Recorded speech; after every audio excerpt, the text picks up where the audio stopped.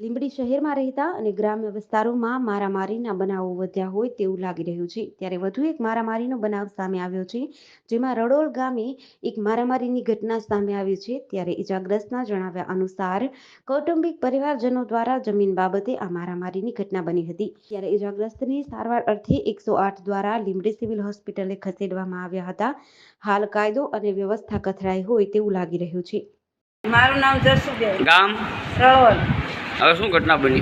હું પોતું મારતી હતી ને બાપ દીકરો બે મને ઘરમાં આવીને મારવા માંડી જાત। હું રાયડું પાડવા માંડી, મારા ઘરવાળો મેકાવા આવ્યો તો એને પાઇપું અને લાકડા લઈને બધા ચારેય મારવા માંડી। શું નામ તમારા ઘરવાળાનું? ચંદુભાઈ। હા, કેટલા જણા હતા મારવામાં? ચારેય, બે માણસ, બે।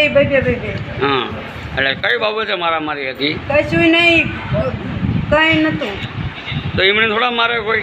ઓલી ખીતી ખોડીને તે બહાર અંદર ઘરમાં જઈને તે આમને દિવસે કીધું હશે કે બહાર ઠોઠો નીકળ્યો કે આઈન પર ધક્કો મારીને કાઢ નાખ લો, એટલી જ વાત। GDC ન્યૂઝ સાથે કલ્પેશ વાઢેર, સુરેન્દ્રનગર।